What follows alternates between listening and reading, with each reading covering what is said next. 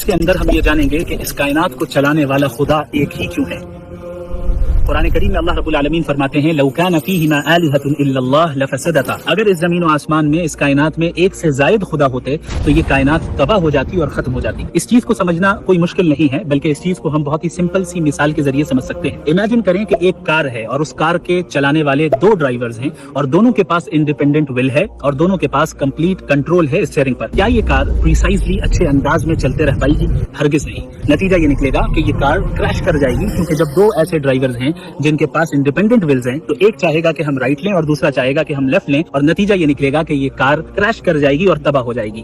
اب اس چیز کو آپ پوری کائنات اور یونیورس پر اپلائی کریں۔ اگر اس یونیورس میں ایک سے زائد خدا ہوتے، مثال کے طور پر اگر دو خدا ہوتے اور دونوں آل پاورفل ہیں اور دونوں کے پاس انڈیپینڈنٹ ول ہے، تو نتیجہ کیا نکلتا؟ نتیجہ یہ نکلتا کہ ایک خدا کچھ اور کرنا چاہتا اور دوسرا خدا کچھ اور کرنا چاہتا، اور یہ یونیورس تباہ ہو جاتی، کائنات تباہ ہو جاتی اور ختم ہو جاتی۔ لیکن کیا یہ کائنات ختم ہو گئی؟ ہرگز نہیں۔ ہم یہ دیکھتے ہیں کہ یہ کائنات پریسائز کیلکولیشن کے ساتھ چل رہی ہے، چاہے ہمارا سولر سسٹم ہو، اس میں موجود پلانٹس ہوں، سن ہو یا ہماری ارتھ ہو اور اس کی روٹیشن ہو یا گریوٹی ہو، یا ہم خود ہوں اور ہمارے جسم کے اندر جو آرگنز موجود ہیں وہ کس پریسائز کیلکولیشن کے ساتھ کام کر رہے ہیں، یہ سب ہم اچھے طریقے سے جانتے ہیں، اور اس یونیورس کی فائن ٹیوننگ کو ہم اچھے طریقے سے جانتے ہیں، جو کہ یہ بتاتی ہے کہ یہ ایک پریسائز آرڈر کے تحت یہ کائنات چل رہی ہے، اور اس کا پریسائزلی چلنا یہ اس بات کی دلیل ہے کہ خدا ایک ہی ہے اور اسے چلانے والا ایک ہی ہے، ایک سے زائد نہیں ہے۔ اب کوئی یہ بھی کہہ سکتا ہے کہ ایسا بھی تو ہو سکتا ہے کہ دو خداؤں نے آپس میں ایگریمنٹ کر لیا ہو کہ ہم مل کر بغیر کسی کانفلکٹ کے اس یونیورس کو پریسائز نظام کے تحت چلائیں گے۔